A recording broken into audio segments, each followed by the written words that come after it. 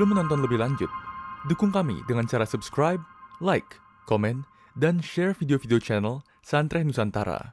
Semoga apa yang sahabat-sahabatku lakukan dicatat sebagai amal ibadah oleh Allah. Assalamualaikum warahmatullahi wabarakatuh.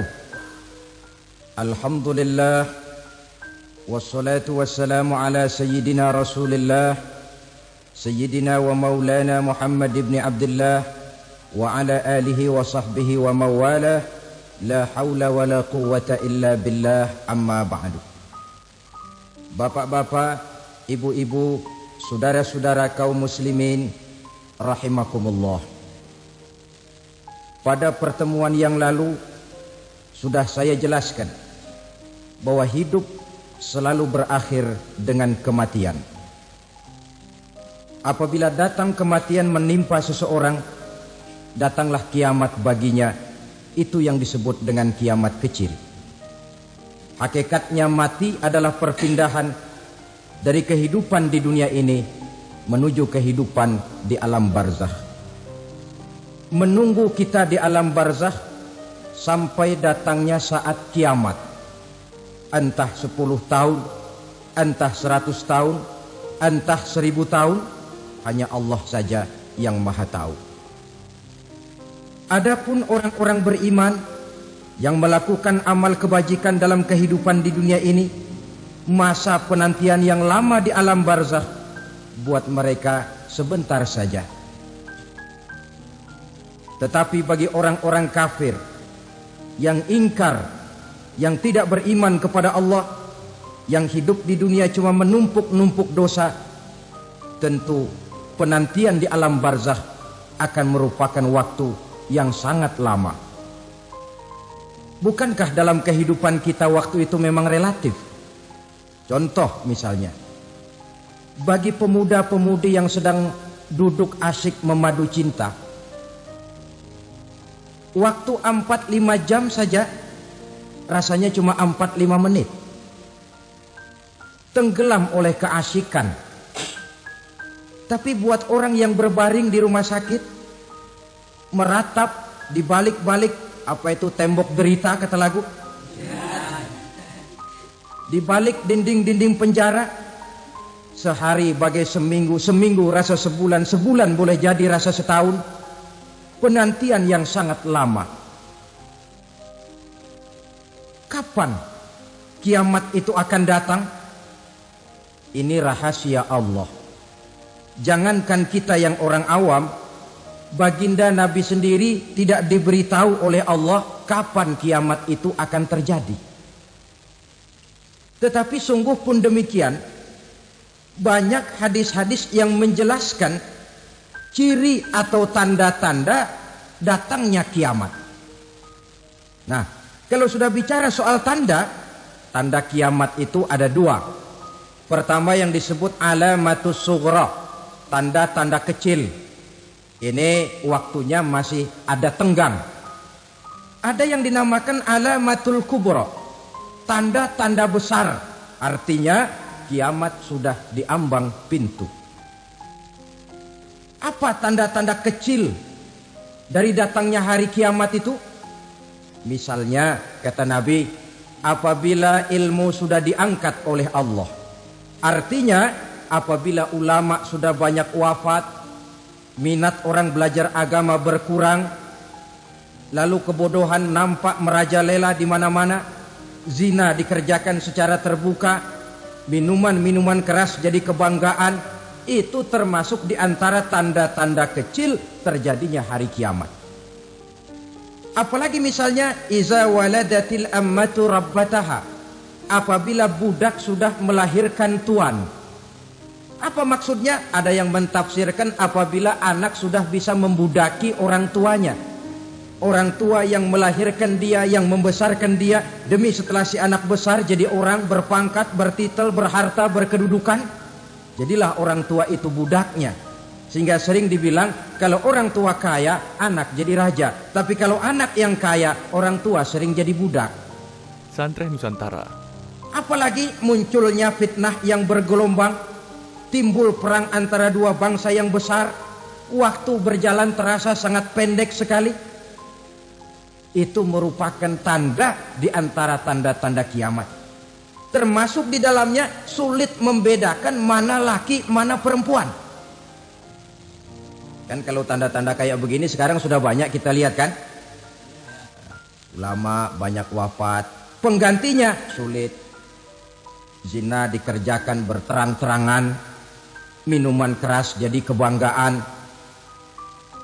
Banyak anak membudaki orang tuanya, sulit membedakan mana laki, mana perempuan.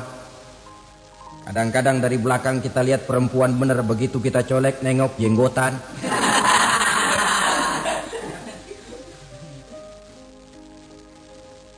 Ini termasuk tanda-tanda kecil. Masih ada tenggang sampai akan terjadinya kiamat itu.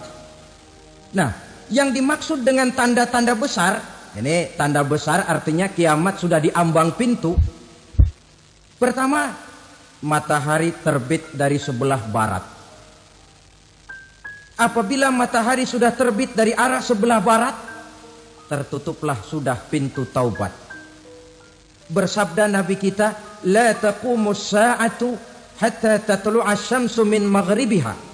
Tidak akan datang hari kiamat sampai matahari terbit dari arah sebelah barat.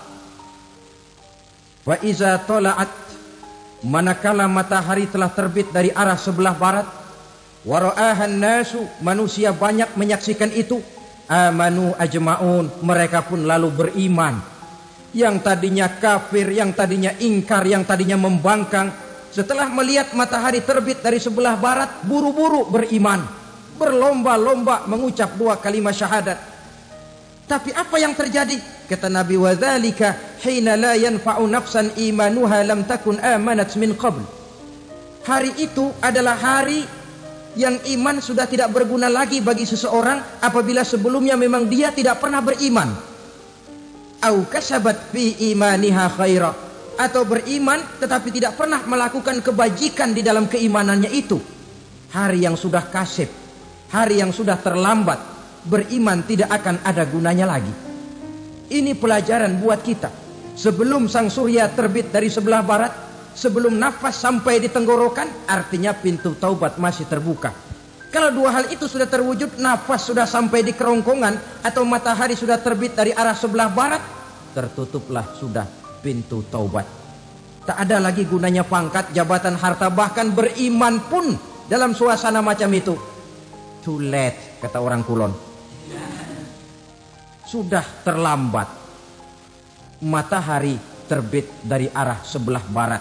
Itu tanda besar, artinya kiamat sudah di ambang pintu. Lalu apalagi tanda besar? Munculnya Dajjal. Dajjal artinya pendusta-pendusta yang menyesatkan manusia. Ada 2 macam Dajjal, saudara. Ada Dajjal kecil. Ini Dajjal kelas 3. Kalau ini sejak zaman Rasulullah sudah ada itu. Tiap zaman ada. Di zaman Rasulullah misalnya ada yang bernama Aswad al-Unsi dari Yaman. Ada yang namanya Musailamah al-Kazzab dari Yamamah. Ada yang namanya Ibnu Sayyad dari Madinah. Ini Dajjal di zaman Rasul. Musailamatul Kazzab memproklamirkan diri jadi nabi dia. Di zaman Rasul masih hidup. Ini Dajjal zaman Nabi. Di zaman sahabat muncul Dajjal. Di zaman kita sekarang ini Dajjal pun gentayangan. Dajjal kelas 3. Kerjanya mendustakan manusia, menyesatkan manusia, memalingkan manusia dari jalan yang benar dan diridhoi oleh Allah Subhanahu wa taala. Adapun yang merupakan tanda besar dari datangnya kiamat, Dajjal kelas kakap. Pembohong-pembohong besar yang menyesatkan masyarakat manusia berpaling dari jalan Allah mengikuti jalan mereka. Apa sih ciri Dajjal itu? Kata Nabi dalam hadis Bukhari Muslim, "Inna Dajjala", sesungguhnya yang namanya Dajjal itu yakhruju, satu saat akan muncul mendekati hari kiamat, wa inna ma'ahu ma'an, Si Dajjal ini membawa air, wanaran, dan juga membawa api. Dua simbol. Di tangan yang satu dia bawa air, di tangan yang satu dia bawa api. Wa ammal ladzi yarahu an-nasu ma'an fanarun. Adapun yang orang banyak lihat air, hakikatnya adalah api. Yang dilihat api, hakikatnya adalah air. Oleh sebab itu, kalau api yang ditawarkan, ambillah air. Kalau air yang ditawarkan, pilihlah api. Maksudnya apa ini? Ini bahasa simbol, saudara-saudara. Dajjal bicaranya seolah-olah untuk kepentingan manusia. Menawarkan surga. Surga yang dia tawarkan hakikatnya neraka. Hai manusia, kalau kau mau bahagia, jangan dekat-dekat dengan agama. Sholat itu tidak efektif dan efisien, tidak produktif dari segi ekonomi itu. Menghadiri majelis taklim cuma buang-buang waktu. Tahajud, tasbih, tahlil, baca Quran, apa itu? Pekerjaan mubazir saja. Hidup ini cuma sekali. Masa yang cuma sekali, manfaatkan dengan sebaik-baiknya. Mumpung. Dibawanya sifat mumpung, tetapi dalam pengertian yang sangat negatif. Bicaranya seolah-olah untuk kepentingan manusia, tetapi sebenarnya menjerumuskan manusia. Menawarkan air, tapi sebenarnya api. Menawarkan api, tapi hakikatnya air. Buat apa kamu sholat? Buat apa kamu bayar zakat? Buat apa kamu puasa? Surga yang dicanangkan Dajjal, hakikatnya neraka. Neraka yang digambarkan Dajjal, pada dasarnya adalah surga. Jadi memutarbalikkan fakta itu kerjaan Dajjal. Yang hak jadi batil, yang batil dibilang hak, yang benar jadi salah, yang salah malah jadi benar. Tuntunan disuruh jadi tontonan, tontonan malah menjadi tuntunan. Itu pekerjaan Dajjal profesinya. Zamannya Nabi Adam, Dajjalnya kan iblis. Betul? Betul. Apa sih rayuan iblis itu? Allah setelah menciptakan Nabi Adam kan bilang, Adam, kau dan istrimu Hawa tinggal di surga ini. Seluruh fasilitas yang ada di surga persilahkan kau nikmati. Satu yang tidak boleh, jangan coba-coba dekati pohon khuldi. Dekat saja jangan, apalagi sampai memetiknya. Datang Dajjal yang namanya iblis ini. Adam, kamu tahu nggak kenapa tidak boleh makan buah khuldi? Ya nggak tahu, pokoknya saya dilarang. Bodoh kamu Dam. Khuldun artinya kekal. Kalau kamu makan itu buah, kau akan kekal di surga buat selamanya. Allah tidak kepengen, maka dilarang kamu makan buah khuldi. Kalau kau ingin kekal di surga Adam, makan saja. Saya bicara begini ini untuk kepentingan kamu Adam. Ini kan ciri-ciri Dajjal. Bicaranya sih seolah-olah untuk kepentingan Nabi Adam. Hakikat sebenarnya menjerumuskan Nabi Adam supaya ingkar dan melanggar larangan dari Allah Subhanahu wa ta'ala. Jadi setelah muncul Dajjal, timbul kekacauan-kekacauan di masyarakat. Banyak yang terpengaruh, terpedaya dan terpesona. Termasuk mereka yang memproklamirkan diri jadi nabi. Mereka yang memproklamirkan diri jadi rasul di zaman sesudah Rasulullah wafat, itu adalah Dajjal-Dajjal.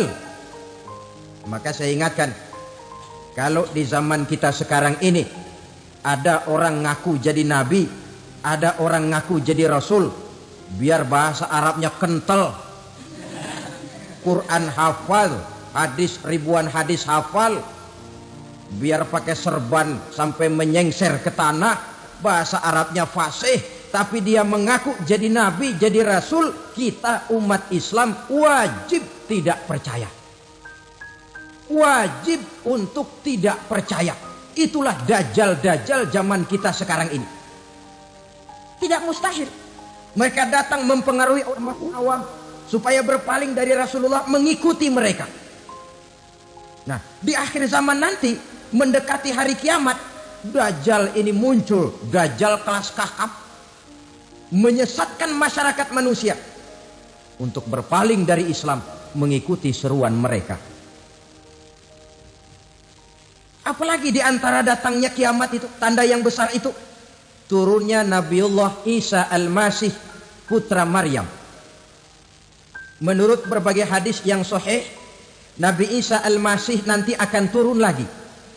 Tidak membawa risalah yang baru, tapi meluruskan risalah Islam ini yang telah banyak ditinggalkan oleh masyarakat. Bahkan ada hadis menjelaskan beliau akan membunuh Nabi, mematahkan kayu-kayu salib, lalu melaksanakan haji dan umrah mengikuti syariat Nabi Muhammad, bukan membawa agama baru. Menjadi semacam mujaddid, reformer, menyelamatkan manusia dari bisikan Dajjal. Bahkan ada riwayat yang menjelaskan bahwa Nabi Isa berhasil mengalahkan Dajjal, mengembalikan masyarakat manusia kembali kepada ajaran Islam yang datang dari Allah, dibawa oleh Rasulullah Sallallahu Alaihi Wasallam. Dengan kata lain, turunnya Nabi Isa bukan sebagai Nabi dan Rasul baru, tetapi mengikuti syariat Nabi kita Muhammad Sallallahu Alaihi Wasallam. Saudara hadirin, ibu-ibu hadirat yang saya hormati, kemudian apalagi di antara tanda-tanda besar akan datangnya kiamat itu? Keluarnya asap atau awan. Kata Nabi, inna min asyrati sa'ah dukhanan yamla'u ma bainal masyriqi wal maghrib. Di antara tanda-tanda kiamat munculnya awan antara langit dan bumi. Ini pun diperkuat dalam surah Ad-Dukhan ayat 10. Fartaqib yauma ta'tis sama bidukhanin mubin fayughshan nas hadza azabun ali. Bagi orang-orang yang beriman, mereka biasa-biasa saja. Tapi bagi orang kufur, datangnya asap dan awan ini merupakan azab yang kelewat pedih. Barangkali sedikit mendekati gambaran tentang azab yang pedih ini, saya ingatkan alam pikiran kita kepada peristiwa yang belum lama terjadi. Pernah dengar berita bocornya reaktor nuklir di Chernobyl, Uni Soviet? Pernah dengar? Bocornya reaktor nuklir di Chernobyl yang mengakibatkan ratusan bahkan sangat mungkin ribuan nyawa. Cuma satu reaktor. Bagaimana kalau seluruh cadangan nuklir yang dimiliki oleh para negara adikuasa ini diledakkan? Bahkan yang konon menurut catatan, cadangan nuklir yang dimiliki bersama oleh Amerika dan Rusia sekarang ini sudah sanggup memusnahkan 6 miliar manusia. 1,5 kali lebih banyak dari jumlah manusia yang nongkrong di permukaan bumi ini. Saudara-saudara hadirin yang saya hormati, lalu saat mendekati hari kiamat, apalagi tandanya? Setelah Nabi Isa wafat, pada saat turunnya yang kedua kali, lalu Allah meniupkan angin sejuk. Semua orang-orang beriman, orang-orang baik wafat. Sehingga penghuni bumi ini cuma tinggal lagi terdiri dari orang-orang kafir. Tidak ada lagi di bumi ini yang bisa mengucapkan Allah. Sehingga dalam hadis qudsi itu ada keterangan, innallaha azza wa jalla yaqulu li Israfil. Allah pernah pesan kepada malaikat Israfil. Kata Allah, Israfil, idza sami'ta qailan yaqul Allah Allah fa akhirin nafah 40 sanatan ikraman liqailiha. Ai Israfil, apabila kau dengar di permukaan bumi masih banyak orang yang mengucapkan Allah Allah, maka tunda sangkakala kiamat itu 40 tahun. Untuk apa? Ikraman liqailiha, menghormati orang yang mengucapkan Allah Allah itu. Wah, jadi karena sekarang masih banyak yang mengucapkan Allah, besar hatilah kita, masih jauh kiamat itu.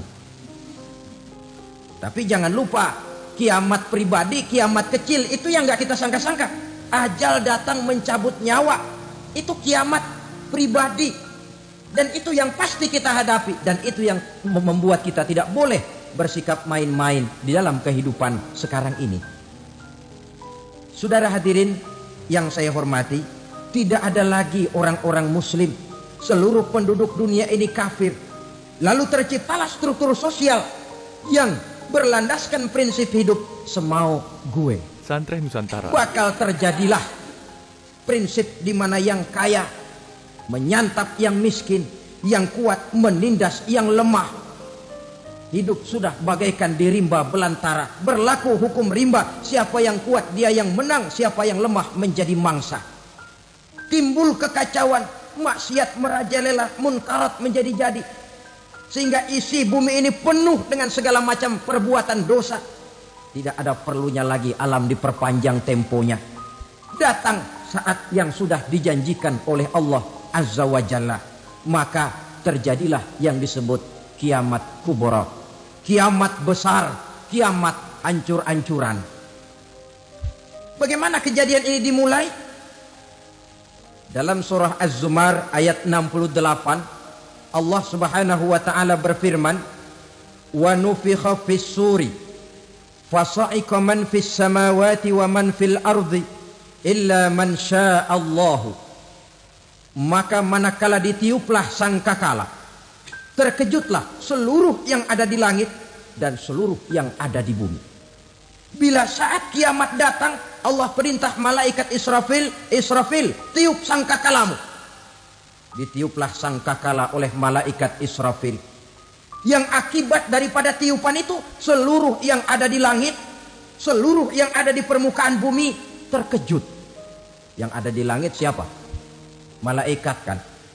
Bayangin aja kalau malaikat kaget, apalagi kita. Terkejut seluruh makhluk yang ada di bumi, yang ada di langit mendengar suara sangkakala itu. Bunyinya tidak sanggup kita bayangkan dahsyatnya. Ledakan nuklir, ledakan neutron, belum apa-apa ketimbang bunyi sangkakala malaikat Israfil ini. Nah, lalu mendengar bunyi sangkakala ini, gemparlah makhluk, kacaulah alam. Bumi gempa, planet-planet bertabrakan, gunung meletus, air laut tumpah ke darat, angin topan bertiup, halilintar menyambar. Lalu semua yang bernama hidup mati total. Mati bareng tanpa persiapan. La haula wala quwata illa billah. Saya kadang-kadang dalam tafakur bermohon, ya Allah, mudah-mudahan saya nggak nemuin kiamat beneran. Ngeri. Nggak bisa kita bayangkan macam apa suasana seperti itu.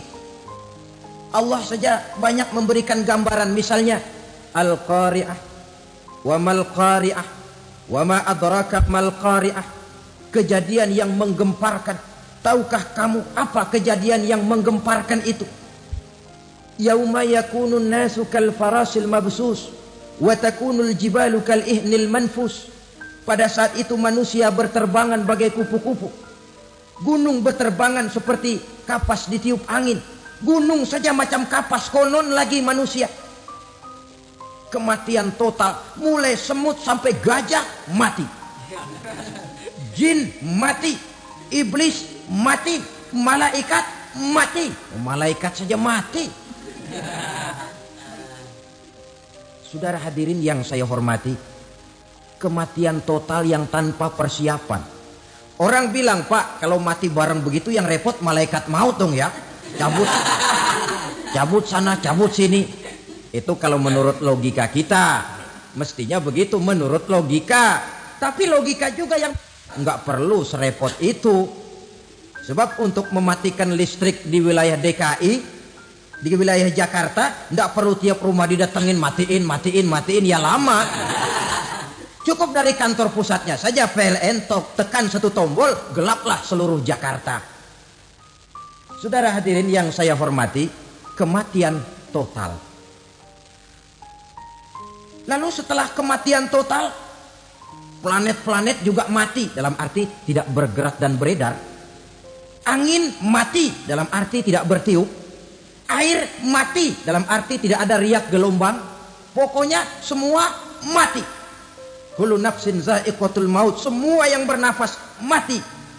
Dalam ayat lain, kullu man 'alaiha fan, semua yang ada di permukaan bumi fana.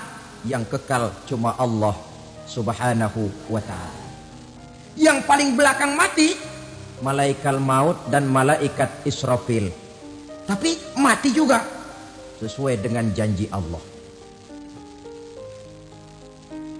10 lamanya. Tidak dijelaskan oleh Abi Hurairah 40 jam, apa 40 hari, apa 40 tahun. Hadis-hadis cuma menyebutkan 40 saja. Sunyi alam, Yang tinggal cuma Allah saja lagi. Ketika itu Allah berseru-seru, katanya, limanil mulkul yauma. Siapa para penguasa hari ini? Mana itu raja-raja dan penguasa yang dulu mengaku jadi Tuhan? Fir'aun. Mana Fir'aun sekarang? Yang dulu jadi raja, merasa berhasil, sombong, lalu tidak mau turun-turun dari kekuasaannya, sampai kepada puncak kekurang ajarannya mengangkat diri jadi Tuhan. Mana itu Fir'aun? Namrus. Mana sekarang Namrus? La ilaha illa ana. Ternyata tidak ada Tuhan lain selain daripada aku, kata Allah. Proses kemudian, saudara-saudara, turunlah hujan dari langit. 40 lamanya hujan itu. Tidak jelas juga 40 jam apa 40 hari. Setelah air turun membasahi, datanglah tiupan sangkakala yang kedua. Semua yang bernama mati bangkit dari kuburnya masing-masing. Ini yang disebut Yaumul Ba'thi, hari kebangkitan. Allahu Akbar. Pada saat kita bangkit dari kubur kita masing-masing, kumpul di padang mahsyar namanya. Bayangin aja, saya sendiri nggak sanggup bayangin. Manusia sejak zaman Adam sampai zaman kiamat kumpul bareng di tempat sama. Berapa banyaknya itu?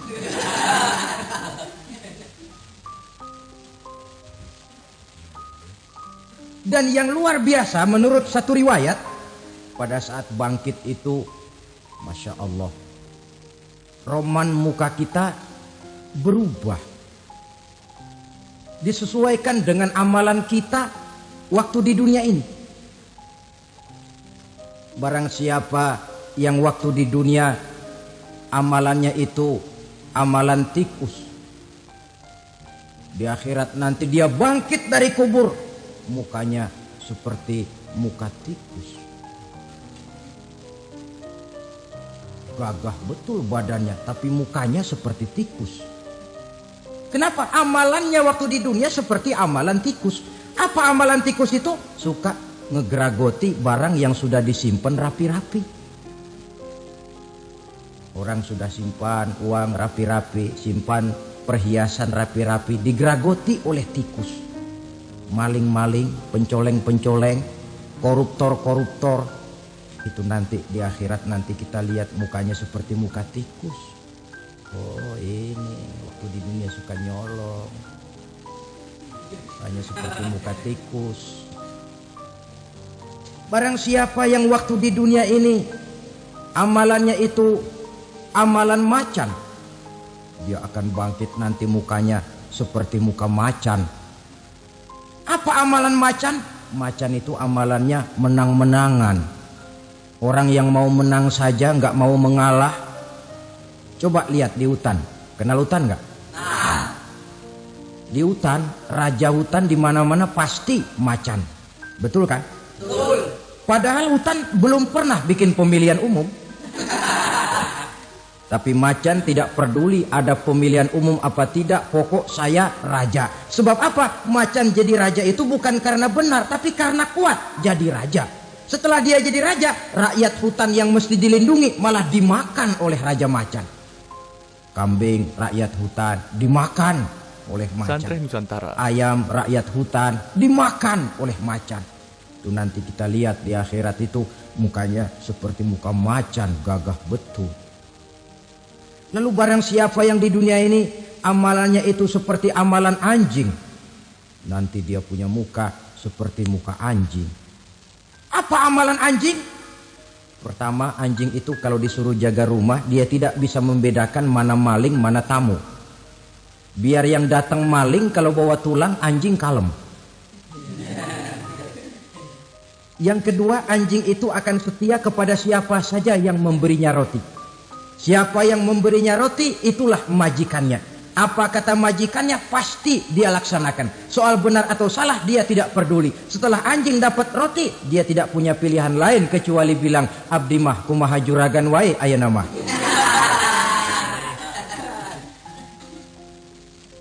Saudara hadirin yang saya hormati, berkumpul di padang mahsyar, tiap orang sibuk dengan persoalannya masing-masing. Matahari waktu itu didekatkan oleh Allah, panas luar biasa. Ada yang saking panasnya itu mencucurkan peluh keringat sampai sebatas mata kakinya. Ada yang keringatnya sampai sedengkulnya, ada yang keringatnya sampai sepusatnya, ada yang keringatnya mengalir sampai sebahunya, ada yang kelelap oleh keringatnya sendiri, sementara orang di sampingnya nggak apa-apa. Bergantung lagi amalan dia waktu di dunia ini.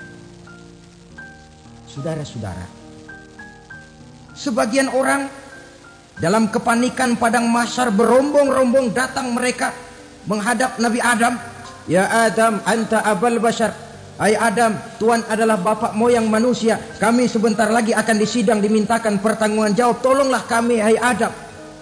Kata Nabi Adam, jangankan nolongin sampean, saya sendiri tanggung jawab di hadapan Allah ketika dulu tidak boleh makan khuldi, saya serobot. Sudahlah, urus diri masing-masing saja, nafsi. Begitu kata Nabi Nuh, begitu kata Nabi Ibrahim. Tiap orang bertanggung jawab sendiri-sendiri. Ketika itulah saudara-saudara, nikmatnya menjadi umat Nabi besar Muhammad sallallahu alaihi wasallam. Sebab apa? Walaupun menurut abjad kita ini umat paling belakang, kan paling belakang kita ini toh, karena Nabi Muhammad adalah Nabi akhir, tapi akan dihisap lebih dulu, lewat di atas sirat lebih dulu, masuk surga lebih dahulu ketimbang umat-umat belakangan. Ketika Rasul mendekati ajal, beliau tanyakan itu kepada malaikat Jibril. Malaikat Jibril berkata, Muhammad jangan khawatir, Allah sudah berjanji, inni haramtul jannata ala sairil anbiya hatta tadkhulaha anta wa haramtuha ala sairil umami hatta tadkhulaha ummatuka.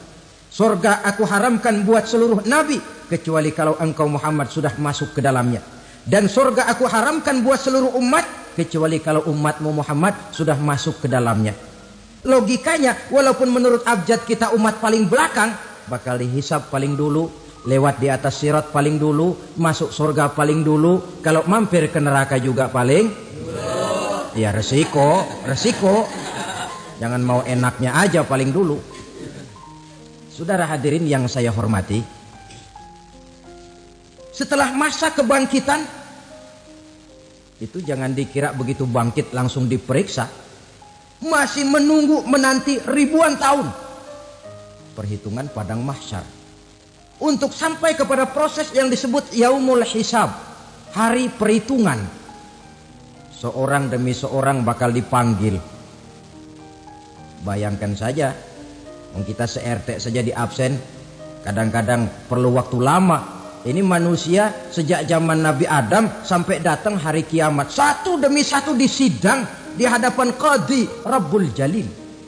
Status sosial copot sudah waktu itu. Yang pernah jadi hartawan di situ tidak lagi kelihatan kehartawanannya. Yang pernah jadi jenderal tidak lagi dipanggil jenderal. Yang ustadz tidak lagi dipanggil al-mukarramnya. Seluruh status sosial selesai. Dipanggillah kita seorang demi seorang menghadap Qadhi Rabbul Jalil. Bagaimana proses penghisaban itu? Pertama, proses tanya jawab. Di antaranya ada hadis menyatakan, lan tazula qadama 'abdin yaumal qiyamah hatta yus'ala an arba'i khisalin. Besok di hari kiamat tidak akan bergeser telapak kaki seorang hamba sampai dia ditanya lebih dulu tentang 4 persoalan. Tentang ilmunya, kemana ilmu itu diamalkan. Tentang umurnya, di mana umur itu dihabiskan. Tentang masa mudanya, kemana masa muda itu dipakai. Tentang hartanya, dari mana harta itu didapat dan kemana harta itu dibelanjakan. Ini termasuk proses tanya jawab. Jadi kalau istilah pengadilan dunia, nama Fulan bin Fulan. Kamu waktu di dunia diberikan umur panjang untuk apa? Pernah mengalami masa muda, kemana kau habiskan masa remajamu? Kau diamanahkan ilmu, dengan apa ilmumu kau amalkan? Kau diberikan harta, dari mana harta kau dapat, kemana kau belanjakan? Tak seorang pun yang bisa mungkir. Sebab apa? Dikala itu yang menjadi saksi bukan orang. Yang menjadi saksi adalah seluruh anggota badan kita. Tangan bicara, kaki jadi saksi terhadap seluruh amalan yang pernah kita kerjakan pada saat kehidupan di alam dunia ini. Selesai proses tanya jawab, lalu diperlihatkan buku catatan kita waktu hidup di dunia ini. Jangan lupa Allah itu menyiapkan 2 superkomputer kepada kita. Sebelah ditempelin sebelah kanan, yang sebelah tempelin di sebelah kiri. Komputer itu namanya Raqib dan Atid. 2 malaikat yang apabila baik kita lakukan, refleks saja akan menulis kebajikan kita. Jahat kita kerjakan akan tertulis. Catatan itu nanti diperlihatkan kepada kita. Waduh, alangkah malunya pada saat diperlihatkan catatan kita, buku rapot kita merah melulu. Barangkali diperiksa sambil diomelin, brengsek lo. Buku merah melulu begini bagaimana waktu hidup di dunia? Tidak cukup diperlihatkan buku catatan kehidupan, rekaman kehidupan. Rekaman kehidupan kita secara utuh sejak terlahir sampai ajal datang merenggut nyawa. Barangkali mirip dengan video sekarang ini. Gimana terekam dengan baik seluruh kegiatan kita sejak yang sekecil-kecilnya sampai kepada yang sebesar-besarnya. Untuk kemudian kita pun menerima balasan. In khairan fa khairun wa in syarran fa syarrun. Kalau baik ya baik balasannya, kalau jahat ya jahat juga balasannya. Catatan-catatan kita diberikan. Kalau banyak kebajikannya diberikan di tangan kanan dengan cara yang halus. Kalau banyak kejahatannya diberikan dari sebelah kiri atau dilempar dari belakang. Itulah sebabnya sejak di dunia ini kita sudah mohon kepada Allah. Ketika berwudu membasuh tangan kanan, apa kita bilang? Allahumma a'tini kitabi biyamini wa hasibni hisaban yasira. Ya Allah, berikan saya kitab di tangan kanan, dan kalau saya memang perlu dihisap, hisaplah saya yang seringan-ringannya. Tangan kiri berlindung kita kepada Allah. Jangan sampai diberikan kitab di tangan kiri atau dari arah sebelah belakang. Wa a'udzubika an tu'tiya kitabi bishimali aw min wara'i zuhri. Dari arah sebelah belakang. Na'udzubillah min dzalik. Setelah selesai lewat proses penghisaban, lewat mizan, timbangan, maka yang sudah selesai dihisab itu bergeraklah menuju sirat. Jembatan yang terbentang menuju surga melalui neraka. Saudara-saudara, panjangnya perjalanan sirat itu memakan waktu ratusan tahun. Tetapi orang yang lewat di atas sirat pun macam-macam bergantung amalannya ketika di dunia ini. Ada yang lewat di atas sirat itu kalbarkil khatib, seperti kilat yang menyambar, lep, sudah sampai dia di surga. Cepat bukan main. Ada yang lewat di atas sirat itu seperti orang lari-lari. Ada yang lewat di atas sirat itu seperti orang jalan biasa. Ada yang sambil merangkak, ada yang sambil ngesor, ada yang sambil gelayutan. Ada yang selamat sampai ke ujung ke surga, ada yang tergelincir jatuh masuk ke dalam neraka, bergantung amalannya dalam kehidupan di dunia sekarang ini. Tiap kita akan melewati yang namanya sirat ini. Saudara-saudara kaum muslimin yang saya hormati, dengan demikian mereka yang selamat melalui sirat sampai ke terminal akhir surga, mereka yang ketika dihisab ternyata banyak kejahatannya daripada kebaikannya, mereka singgah di dalam neraka. Nah, adapun orang-orang yang beriman menurut ayat Quran dan hadis Nabi itu nanti ada bermacam-macam. Ada orang beriman itu yang dimasukkan Santren surga. Nusantara. Ada orang beriman itu yang dimasukkan ke dalam surga. Ada orang beriman itu yang disebut penduduk surga. Kenapa lain-lain, Pak? Karena waktu di dunia amalannya juga lain-lain. Ada orang beriman yang masuk surga. Ini paling murah tiketnya. Mau masuk surga? Kata Nabi begini, ma min abdin qala la ilaha illallah thumma mata ala dhalik illa dakhalal jannah. Kalau seorang hamba sudah mengucap 2 kalimat syahadat, dia yakin dengan kebenaran kalimat itu sampai matinya, orang itu akan masuk surga. Abi Dzar yang waktu itu diajak bicara heran, ya Rasul kok gampang betul? Iya. Walaupun orang itu mencuri, iya. Walaupun orang itu berzina, iya. Biar dia mencuri, biar dia berzina, kalau dia sudah mengucap 2 kalimat syahadat, dia yakin dengan kebenaran kalimat itu sampai matinya, itu orang akan masuk surga. Jadi masuk surga cukup 2 kalimat syahadat, yakin sampai mati, masuk surga. Itu perkara masuk.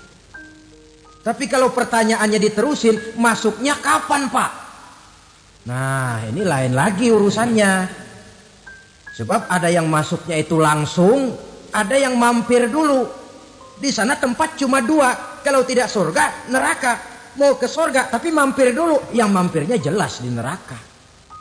Kenapa? Dalam hadis qudsi ada riwayat, nanti itu di akhirat, setelah Allah selesai mengatur penduduk surga masuk surga, yang neraka masuk neraka, Allah berkata kepada malaikat Malik, malaikat Malik, labaik ya Allah.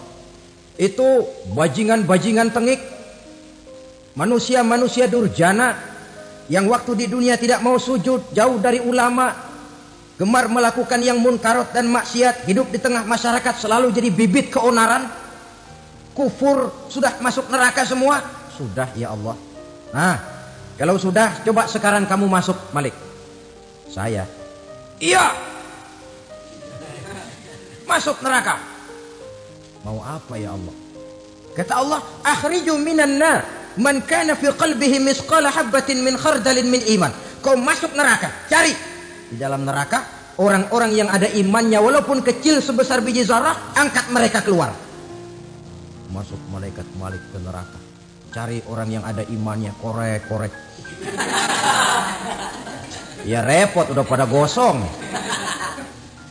Yang ada imannya diangkat ke atas, yang ada imannya diangkat ke atas, lalu dimandikan di Nahrul Hayat, namanya sungai kehidupan di akhirat nanti.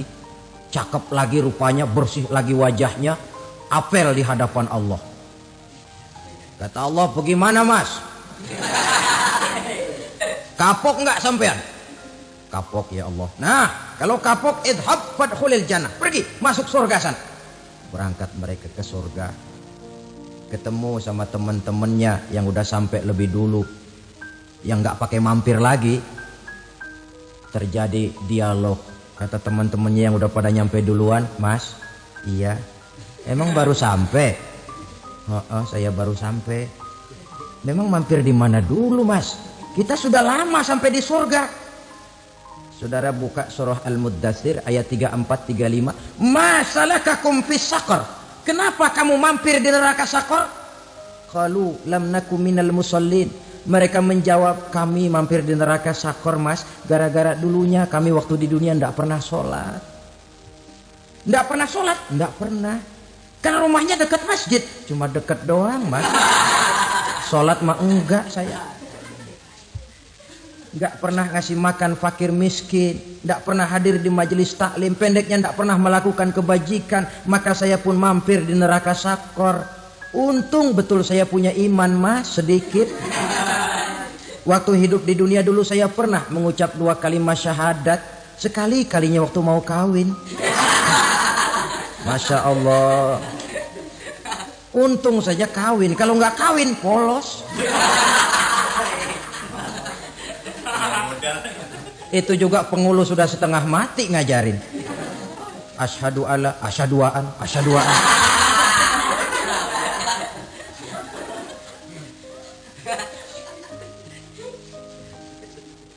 Ini namanya masuk surga, ada mampir dulu. Ada pula orang mukmin itu yang dimasukkan surga. Namanya dimasukkan kan terima beres. Saya masuk ke rumah, jalan sendiri, cari tempat sendiri. Saya dimasukkan ke dalam rumah, terima beres, pokok ada di dalam, itu dimasukkan namanya. Nggak pakai mampir. Tapi tentu tiketnya lebih mahal ketimbang yang pertama tadi. Apa kata Allah? Innal ladzina amanu wa amilus solihat la ukaffiranna anhum sayyi'atihim wa la udkhilannahum jannah. Sesungguhnya orang-orang yang beriman kemudian beramal soleh, kami hapuskan segala dosa dan kesalahannya, kami masukkan mereka ke dalam surga. Lihat ayatnya. Allah yang memasukkan, kita yang dimasukkan. Tidak pakai transit, tidak usah mampir. Cuma tidak cukup syahadat, tidak cukup amanu, tapi diiringi dengan wa amilus salih. Iman, amal. Tidak cukup syahadat, lalu dibuktikan dia sholat, dia zakat, puasa, lalu dia melakukan berbagai macam kebajikan. Ini yang menyebabkan dia tidak pakai mampir di tempat yang bernama Sakor. Lalu ada pula orang mukmin itu yang disebut penduduk sorga. Wah, ini sudah VIP ini. Ashabul jannah, penduduk sorga. Siapa mereka? Kata Allah, innal ladzina amanu summa istaqamu fala khaufun alaihim wala hum yahzanun ulaika ashabul jannah hum fiha khalidun. Sesungguhnya orang-orang yang beriman lalu istiqamah, tetap dalam melaksanakan perintah Allah, tidak goyah, tidak labil tapi stabil, istiqamah, mereka tidak takut dan tidak bersedih hati. Merekalah penduduk sorga. Iman, istiqamah. Tidak punya duit, sembahyang. Banyak duit, sembahyang. Miskin, sembahyang. Kaya, tetap sembahyang. Istiqamah. Kadang orang kalau susah rajin ke masjid, banyak duitnya ngelihat masjid melengos. Waktu miskin hamba Allah, setelah kaya jadi hamba harta. Bergeser, tidak ada nilai istiqomahnya. Saudara-saudara, dengan begitu penduduk neraka itu dua. Ada penduduk permanen, ada penduduk yang semi permanen. Yang semi permanen orang-orang beriman yang mempunyai dosa besar. Mereka masuk ke neraka untuk menerima azab sesuai dengan dosanya. Bila selesai masa azab itu, mereka akan diangkat untuk ditempatkan kembali ke dalam surganya Allah Subhanahu wa ta'ala. Nah, dikala itulah saudara-saudara, ada yang disebut syafaat dari Rasulullah Sallallahu Alaihi Wasallam. Tapi tentu jangan lupa, syafaat ini ibarat kain menambal dia. Kita punya kain bolong-bolong sedikit, syafaat yang menambal. Solat kita ada kurang dikit, sedekah kita ada campur riak dikit, amalan kita ada tidak karena Allah dikit, kita berharap syafaat. Jadi biarlah kain masih bolong-bolong, yang penting punya kain. Tapi kalau kainnya tidak ada, yang ditambal apanya? Solat tidak, puasa tidak, zakat tidak, berharap syafaat saja, ya, terlalu berlebihan itu. Saudara hadirin yang saya hormati, apabila selesai proses penghisaban, proses penghitungan, maka dikala itulah manusia terbagi dalam dua kelompok besar. Fariqun fil jannah wa fariqun fis sa'ir. Sekelompok orang-orang beruntung yang masuk ke dalam surga, dan sekelompok lagi masuk ke dalam neraka. Akan memakan waktu untuk menceritakan sifat surga dan neraka, tapi insya Allah pada kesempatan pertemuan lain saya sampaikan.